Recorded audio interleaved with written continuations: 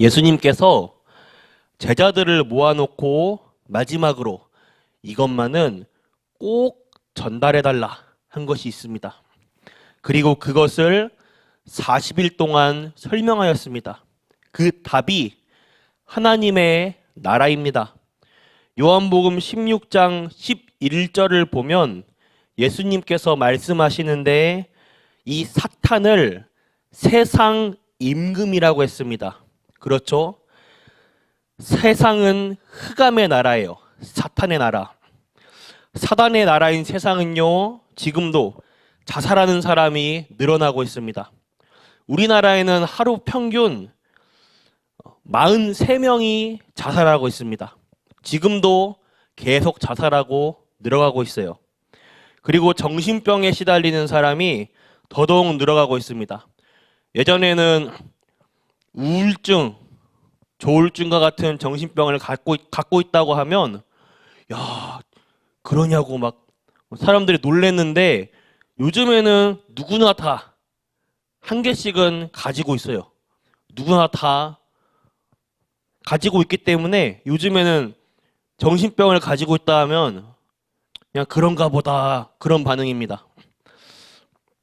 우울증, 공황증과 같은 정신병입니다.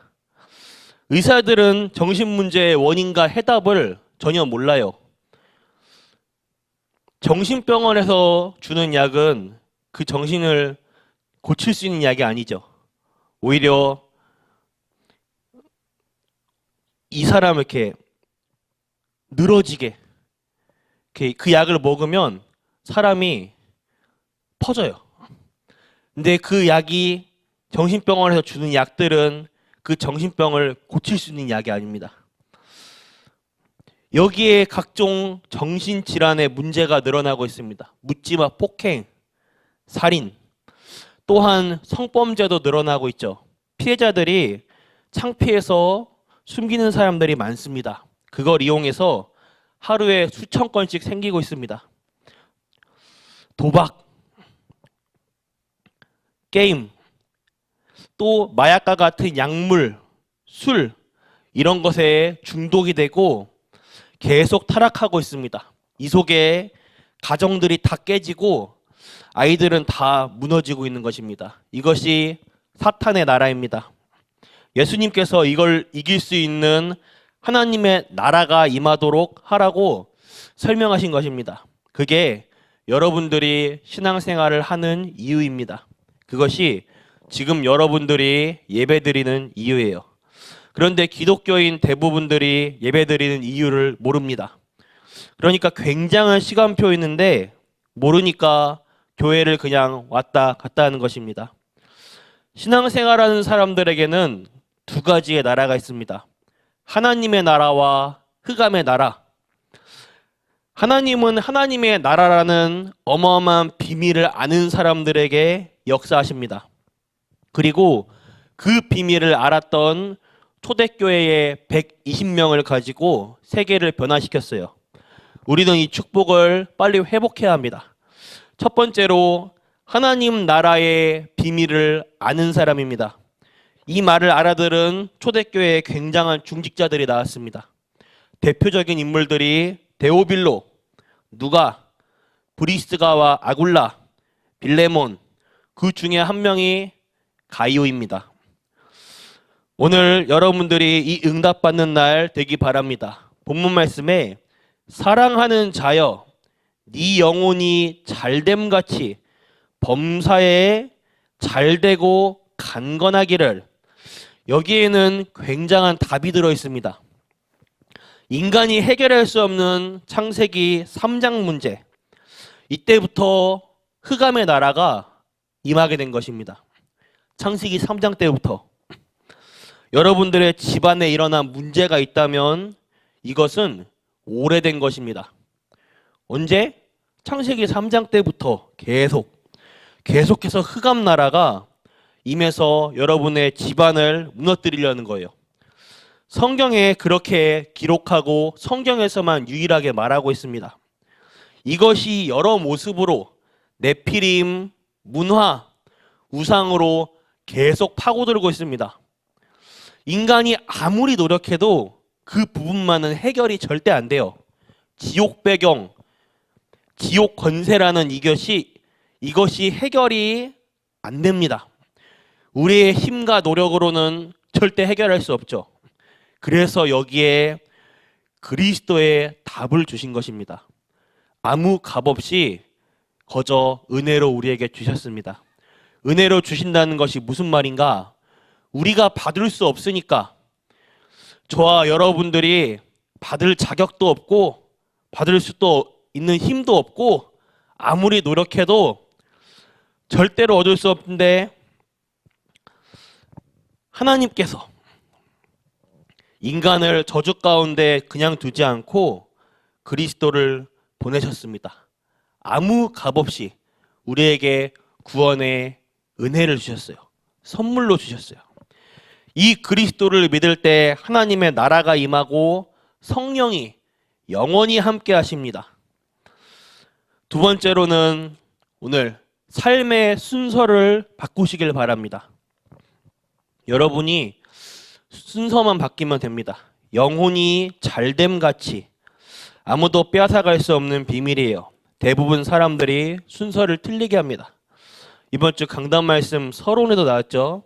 우리의 갈등의 문제와 사건을 만나면 갈등의 원인과 해결 방법의 순서가 우리가 잘못되어 있어요. 이번 주 다락방 현장을 갔는데 아이들과 포럼을 합니다. 근데 대부분 사람들이 문제 사건 만나면 순서가 잘못됐어요. 대부분 이제 사람을 찾아가거나 아니면 내가 마음에 의지하는 다른 것을 해요. 평상시에 다른 집중, 다른 생각 있는 대로 그대로 흘러갑니다. 한 랩런트가 이 고백을 하더라고요. 저도 문제 사건 만나면 하나님 앞에 먼저 서고 하나님 바라봐야 되는데 사람을 의지하고 또 핸드폰을 보고 또는 내 상처 이런 걸 보게 된다. 저는 제가 그 포럼을 듣고 그러니까 그 아이가 이러더라고요. 이 강단 말씀 듣고 내 얘기하는 줄 알았다. 제가 그 얘기 듣고 그러니 난 내 얘기하는 줄 알았어. 근데 그 옆에 있는 이제 그 다락방에 함께 참여하는 다른 교회 랩런트도 있었는데 그 랩런트가 저 얘기하는 줄 알았어요. 제가 넌 우리랑 강단이 다르잖아. 성령의 역사가 시간 공간을 초월합니다. 강단이 다른데도 그쵸, 우리 교회의 강단과 그쪽 교회의 강단은 다르죠. 근데 성령의 역사하시니까 똑같이 흘러가. 야, 신기하다. 여러분들이 무슨 일을 하든지 사도행전 1장 3절 하나님의 나라의 축복을 먼저 받으시길 바랍니다.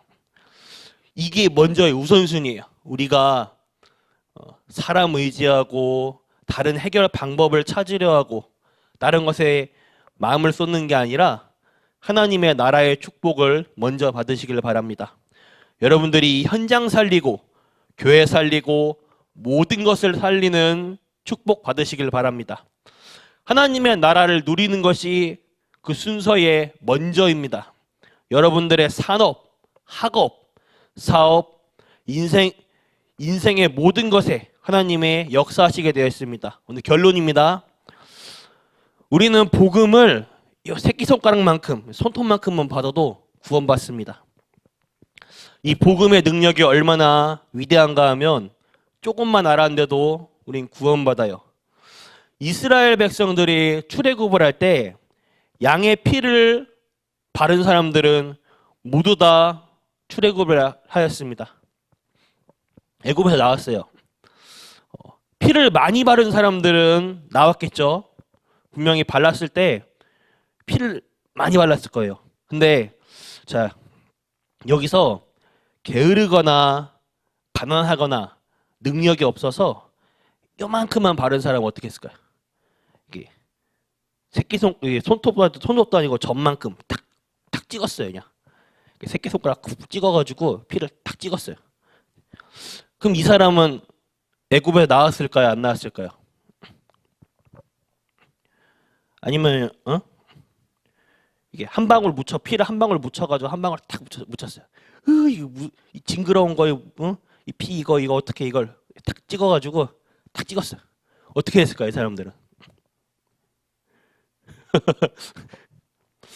성경에서는 분명히 기록하고 있습니다. 다 나왔습니다. 내가 아무리 못나고 능력이 없고 게을르고 무능력하여도 요 살짝만 그냥 우리가 뭐 간장이나 고추장 맛보듯이 살짝 새끼손가락 콕 집어서 이렇게 먹잖아요. 요만큼만 그냥 탁 찍어도 피를 바른 사람들은 분명하게 전부 다 애굽에서 나오게 됐습니다.